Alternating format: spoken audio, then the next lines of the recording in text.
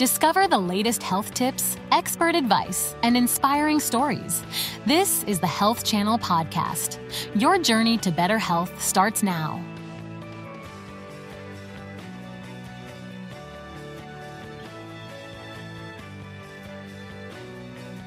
Every day, primary care physicians make pivotal decisions about their patients' care. And one of the most significant recommendations that we make is whether or not patients should undergo surgery and suggesting surgery to our patient. From managing conditions like diabetes, coronary artery disease, carpal tunnel syndrome, to addressing issues like kidney stones or sinus issues. We'll provide insights on how these decisions are made and whether or not you should consider surgery. We'll also answer your healthcare related questions here on Ask the Doc. Welcome to Ask the Doc, the show where we encourage you, our viewers, to send in your healthcare related questions. I'm Dr. Kamaljit Kaur, and I am a board certified primary care physician here in Coral Springs. Today's first question comes to us from Hazel, who just reached out to us from our Facebook page. Let's see. Hazel asks, "Hi, Dr. Kaur. Is it normal for a primary care physician to determine if surgical intervention is needed for a patient with diabetic neuropathy? I'm asking because my older sister Blanche's PCP said she needs surgery because of her neuropathy issues, and I'm thinking she should probably see an endocrinologist instead. What do you think?" Hi, Hazel. Good for you for looking out for your sister. That's really, really nice that you're there for her and you support her, and I'm sure she appreciates it. Thank you for your question as well. So, at the end of the day, primary care physicians are your first line of defense or your first point of contact for your healthcare related issues. While an endocrinologist does specialize in diabetes and is very well versed in managing it, that may not be the case, when it comes to determining whether or not surgery is needed. Now, let me back up and say that the best way to manage any kind of diabetic complications is to manage the diabetes and your glucose levels at the foundation of it. However, if that's not possible, or if unfortunately your diabetes has gotten to a point where the complications exist and they're quite severe, then there's going to be additional intervention that's needed. And your endocrinologist is not always the one to advise on those decisions or to investigate for those decisions. At that point, it would be your primary care physician, and in this case, a surgeon, a vascular surgeon, an endovascular surgeon, or sometimes even a neurosurgeon or an orthopedic surgeon that combine their assessments with your primary care physician to really determine whether or not moving forward with surgery is in your best interest and how effective that surgery is going to be in treating your symptoms. Because remember, we're doing all of this, or we would be doing all of this in order to better manage your condition and to relieve you of your pain and to help you live a healthy, long life. Now, not everybody is a candidate for surgery, and this is where your primary care physician comes in. They're the ones that are going to sit down with you and do the testing and the analysis that's necessary to determine whether or not you're a candidate for surgery and whether or not it would be beneficial for you. Now, many people do benefit greatly from nerve decompression surgery, which is essentially the surgery for diabetic neuropathy. But like I said, not everybody is a candidate for it. So do check in with your PCP with Blanche's PCP and see what would be the best course of action for her. Now, the next question we have is from Phineas, and Phineas reached out to us through our YouTube page, and he asks, "Hey, Doc, I just turned 30, and I think I'm the only one of my friends who's never had their tonsils taken out. My throat is currently sore and my glands swollen. So I'm wondering, what are some of the symptoms of tonsillitis that would indicate it's time to take those bad boys out?" Hi, Phineas. You've had a nice run, but it actually might be time to, as you said, take those bad boys out. Now, this question actually hits very close to home for me because I myself have chronically enlarged tonsils, and I've had a few bouts with tonsillitis as a child. Now, there have been times where I was told by my pediatrician and then my primary care physician that, hey, you should probably get these taken out. But there were also times when my primary care physician advised against it because really I wasn't having that many symptoms and I wasn't having that many bouts of tonsillitis. Now, let's back up a little bit. What are the symptoms of tonsillitis? Let's go through them. Some common signs and symptoms of tonsillitis are, number one, the one that we probably are all most familiar with, red, swollen tonsils, which can cause a lot of irritation and a lot of pain. Number two, white or yellow coating or patches on the tonsils. And I know some of us who've had tonsillitis in the past are familiar with that one. Number three, oh yeah, sore throat. I mean, that's one of the hallmark symptoms of tonsillitis, right? Number four, difficulty or painful swallowing. Now, this can occur if your tonsils are really red or swollen, they're really irritated, and they're causing inflammation in the throat area in general. Number five, you can also get a fever just as with any other infection. Number six, enlarged or tender glands, which are lymph nodes in the neck area. You also have some that are behind the ears, but predominantly you're going to get the ones in the neck that get swollen with tonsillitis. And number seven, you can also have earaches because essentially your upper respiratory system, which is your nasal passages, your sinus passages, your throat, your ears, they're all kind of like a plumbing system. So if there's something going on in one, chances are the other's going to be affected. And then number eight, chills, which comes with any kind of an infection, and especially if there's a fever, it's your body's way of fighting and trying to resolve that infection. Now, if you have a bout or two of tonsillitis, you're likely not going to be advised to have them removed. However, if you experience tonsillitis repeatedly, then it actually may be the best course of action to get them taken out so you're not experiencing those infections repeatedly. Another thing that people may not know is that if your tonsils are large enough, they may actually impede your breathing, especially when you're laying down. Because think about it, when you're laying down flat, your throat, just, gravity, some things tend to compress a little bit. And if you have tonsils that are really large, they're going to further obstruct your airflow into your throat and then eventually into your lungs. So that can also be another indication for getting a tonsillectomy or removal of tonsils. Now, whichever path is the safest and best management for you, please do discuss that with your primary care physician. All right, we've got our first question from allhealthtv.com, and that's pretty cool because that's our website. There's a lot of information there, so if you haven't visited already, I encourage you to go log on and just scroll through. Now, this one comes from Dorta, and Dorta asks, Dr. Kaur, my husband Albie has developed a lipoma on his neck. Our doctor has suggested that Albie have it removed because it's near one of his glands. I don't mind that Albie is getting rid of it since it's kind of unsightly, but what exactly is a lipoma? Hi, Dorta. Well, a lipoma, even though it could look scary and it looks like a tumor or looks cancerous, it's actually benign. And benign means it's really harmless. It's not going to really do much. It's not going to be detrimental to your overall health. Now, it is a fatty tumor, and in layman's terms, that's what we call a lipoma. But I don't want that name to scare you because, like I said, it is a benign thing that tends to happen. Why does it happen? Unfortunately, we really don't know. There can be some genetic causes of it, but we haven't pinpointed one reason or another that causes lipomas.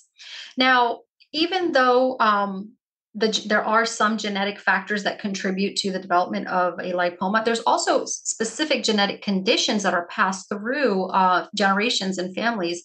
And in those times or in those situations, you don't just have one lipoma, you might have several lipomas in your arms, your legs, or throughout your body. But either way, if you feel like you have a lipoma, get it checked out by your physician, of course, because first of all, we want to make sure that it truly is a lipoma, that it truly is a benign fatty tumor. And the best way to do that is, well, first we get imaging. So sometimes an ultrasound, or if further imaging is needed, a CAT scan or an MRI, whatever your doctor determines is best for you. Once we have seen what it is, and we can classify it as a lipoma, the next question is, well, what do we want to do about it, right? And if it's not really bothering you, if it's small, if it's in a space that's not really, it's not touching on other organs or nerves, it's not causing pain, and it's not unsightly to you, then really we leave it alone because if it's not broke, why fix it, right? However, there are certain instances in which a lipoma should be removed. And some examples of this, and in your husband's case, is if it is on a structure, on a nearby structure, and limiting or impeding the functioning of that structure. So if it's by a gland, it might eventually encroach on that gland, causing inflammation, irritation, pain, and even limit the functioning of that gland. So yes, that in that case, that should be taken out. Now, some other reasons to have a lipoma removed are, if it honestly, if it doesn't look nice to you. And that's not wrong. I know a lot of people might think it is, but say you have a little lipoma here on your wrist or on your arm, and it's a minimally invasive procedure to take it out. You obviously want to do this with a certified surgeon who knows what they're doing and is comfortable taking it out. And then you want to make sure that you having that surgery doesn't pose really a high risk.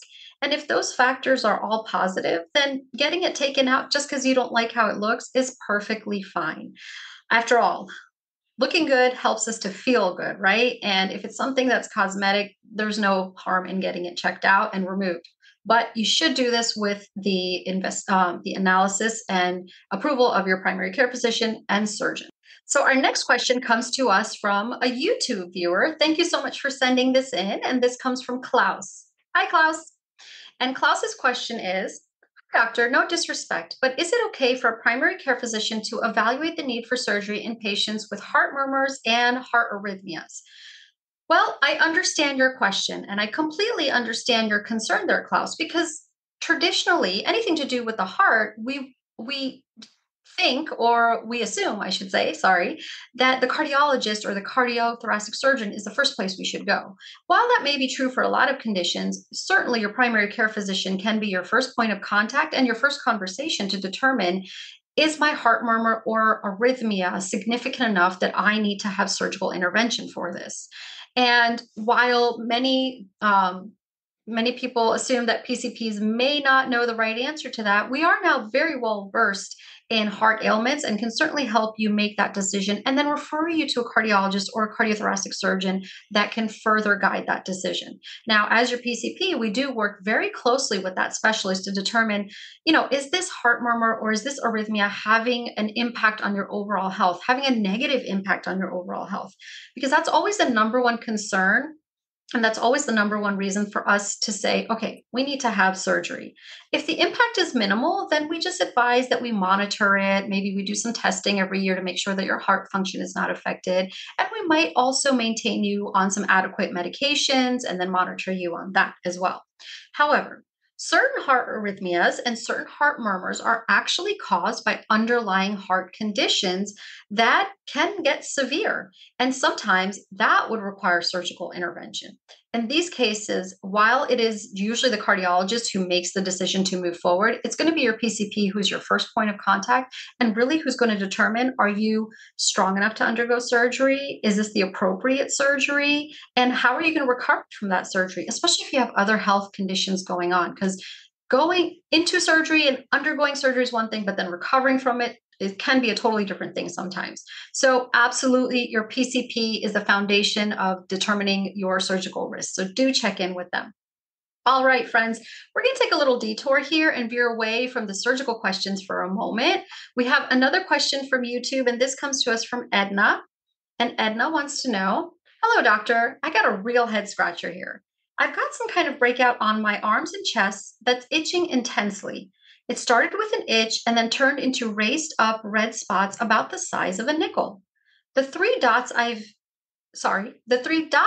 been to have no idea what it is. Dr. Kaur, can you help me? Edna, I'm so sorry to hear that you're going through this. I know it can be really frustrating to have something going on, no matter what symptom it is, and not know what's causing it and not know how to treat it. So my first theory is that you're experiencing some kind of an allergic reaction. Now that begs the question, to what? An allergic reaction is one of the few conditions that we treat without knowing its cause. And we do that because we don't want it to get worse and we don't want it to get complicated. Now, our immune system is a very complex system. And one of the reactions that it has to an outside, we call them allergens, or to an outside substance, is to have an allergic reaction. And basically, that's your immune system reacting to something foreign that it doesn't like, and it's trying to protect you, really. But in the complicated pathways of our immune system, that allergic reaction can be something as simple as the red rash or the red spots that you're experiencing. And that can actually progress to something more serious and even become more life-threatening. So this is why we try to, nip it in the bud to say, and we try to get it taken care of as soon as possible. So we might even treat it without knowing what's causing it. Now, once we treat it and you're feeling better, or we're seeing that the symptoms are starting to go away, and we can do that with antihistamines, sometimes steroids. Once you're feeling better, then the next step is to determine, okay, what caused her to have this reaction and how can we prevent it in the future. So you might be referred, your PCP might actually do some allergy testing on you. And from there, we can determine, do we need to send you to an allergy specialist, or do we have enough information to figure out what you were allergic to and how you can avoid it in the future? Because like I said, it can be worse. So if today you have some red spots as a reaction to an allergen, the next time around, it can actually get worse and it can actually get life-threatening. So if we figure out what you're allergic to, we want you to avoid it for sure. One thing about allergies, and I learned this, obviously as an adult, as I was going through my medical training, is you're not always allergic to things from day one of being born. You can develop allergies at any point in your life cycle. And actually, you could be allergic to things as a child, and then as an adult, you're not allergic to them anymore. The whys and whats of this are still unknown to us, but it's kind of what we see happen. So we do tell everybody, you may not be allergic to peanuts today, but if you develop an allergy tomorrow, it's not really unheard of. So to get to the bottom of it, you definitely want to check in with your primary care physician and maybe, depending on your symptoms, even see an allergist. Now, there's also instances when the symptoms that you're having aren't really an allergic reaction, but an autoimmune reaction from an autoimmune condition. Sometimes viruses can also cause rashes and red spots. So in those cases, it's necessary to treat the actual condition that's causing it. So the autoimmune condition that's causing it, uh, the autoimmune condition that's causing it, or the virus that's causing it. And then once we take care of that, then the symptoms should go away. All right. And we have another question from our YouTube page. It's very popular today, I see. And this one comes to us from Ping. And Ping asks, so I've been doing a lot of freelance writing these days because of the current gig economy. Unfortunately, my ergonomically correct desk, chair, and keyboard aren't helping with my carpal tunnel pain anymore. I know you're not a hand and wrist specialist, but I value your opinion. Should I get some prescription medication or maybe surgery? Hi, Ping. Thank you for sending in this question, and thank you for your kind words and entrusting me and my opinion. Now, this one really hits close to home also because I didn't undergo carpal tunnel surgery, but my mom did. So she had symptoms for a little while before her PCP and her surgeon decided together that she would benefit from surgery. Now, as far as carpal tunnel goes, I like where you're going with this. You have an ergonomically correct chair, desk, and keyboard, and that really is important in ensuring that the carpal tunnel is not compressed. Because when this area is compressed, whether you're on your mouse all day or you're typing, even any other job that requires you to have certain repetitive movements and those movements compress this area, that ends up compressing a nerve that runs through here. And that's what gives you the carpal tunnel tingly, numb symptoms that you experience in your hands. Now, generally, when a patient comes to us and says, hey, doc, I'm having these symptoms, we don't say, oh, surgery right away. But we want to treat it conservatively as much as we can, because surgery does come with its risks. Even if it's a minimally invasive surgery or a surgery that's only going to be 10 minutes, it still comes with a little bit of risk, and we want to avoid any unnecessary risk in our patients. So what do? Well, we might advise you to take anti-inflammatories if you can take them. We might advise you to relax and stretch the wrists. There are certain stretches that you can do on a daily basis. And we might advise you to wear a splint during sleep at night so your arm's not going, your wrist's not going like this during sleep. Also, if you can, our preference and our best recommendation to somebody who has carpal tunnel syndrome is to stop doing the thing that's causing it, right? But I know with work and job responsibilities, that's not always possible. So we recommend the other items to do. Now, if we do those other things, the anti-inflammatories, the splints, the stretching, and even if we do try to avoid the stressful activity from time to time, and all that is still not helping, and it's been months or even years sometimes, at that point, you want to let your primary care physician know, because that is our signal to say, hey, I think we need to go to surgery now. So let's talk to a hand and wrist surgeon and get their opinion.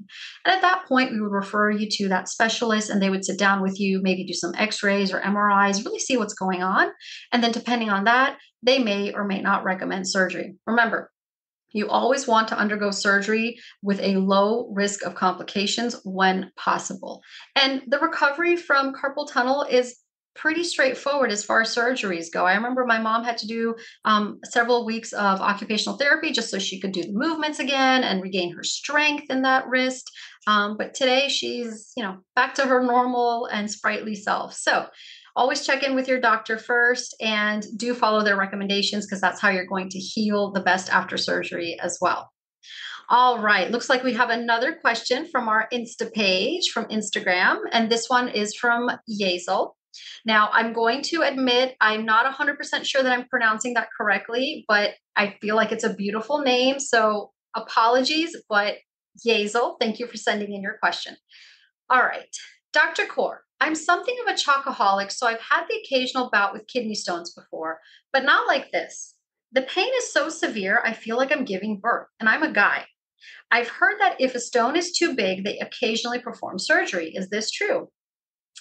Well, Yazel, I appreciate you sending in this question. And I never want to tell somebody to stop eating a food that they really, really like. But let's try to minimize that chocolate and maybe replace it with certain fruits and vegetables. It'll be good not only for the development of kidney stones, but also so many other health conditions. Now, as far as big kidney stones go, they can sure be a pain. And yes, I have actually heard that passing a kidney stone can sometimes be more painful than giving birth. So I really feel you on this one. Now, determining whether or not we're going to operate on a kidney stone involves a lot of factors. For instance, size, if it's too big, the location within your urinary tract. So is it in a location where it's impeding the flow of urine? Because if it does that, not only is it going to be difficult for you to urinate and get those toxins out of your body, but that might actually predispose you to urinary infections. And that obviously can be, dangerous if that's not taken care of quickly. So if you're getting repeated infections or UTIs and you have an obstructing stone, they might advise that you get it taken out. And the best way to treat a kidney stone is to prevent it. So like I was saying a little bit earlier, if you can minimize taking in minimize the amount of chocolate that you take in, that would probably be the best. Remember, always stay well hydrated. You want to make sure you're drinking enough water. And yeah, pretty much just check in with your physician. Get an eye on those stones, maybe get some imaging done to see how big they are and where they are, and then they can make a really educated recommendation, and then you can make a decision on how you want to move forward. So our next question comes to us from YouTube, and this is from Zelda, and Zelda asks, hello, Dr. Kaur. I come from a family of sinus sufferers. My great-grandparents in the old country, my grandparents who came through Ellis Island, and good old mom and dad. How do you decide when a patient with sinusitis or other sinus issues needs surgery? Zelda, thank you so much for sending in your question. And this is something I see quite commonly. Now, whether it's because you have allergies or you have a nasal polyp or you have enlarged tissues in your sinus passageways, there may be times when people experience sinus issues. It's kind of a broad term, but there's a lot that can happen in your sinuses. And just like other surgeries, we want to make sure that we're giving you the right recommendation. So we're going to recommend surgery if your symptoms are severe enough. And if they are, then you would benefit from surgery. You want to talk to your doctor and make sure that you can undergo it safely and that you're going to recover from it just as safely and get your symptoms treated, of course. Now, other factors that you want to determine is, well, are you somebody who keeps getting sinus infections? Because then, yeah, you want to get sinus surgery and maybe, get things cleaned out, we like to say in the industry. Is it affecting your smell or your ability to talk? So, you definitely want to take a look at all those factors and ask your doctor, hey, do I really need surgery? It's been a lot of questions today about surgery, and we talked about different types of surgery, but the point of the matter is you always want to check in with your PCP. You want to make sure you can undergo surgery safely and that you're going to recover well and that you have all the resources that you need to make an educated decision. Well, folks, it's been great. I've loved answering these questions for you. I hope you've had a good time as well. We'll see you next time here on Ask the Doc.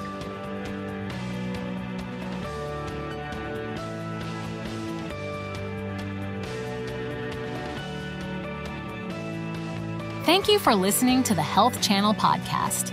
We hope this information has been useful. However, please remember that only your doctor can advise you about what is best for you.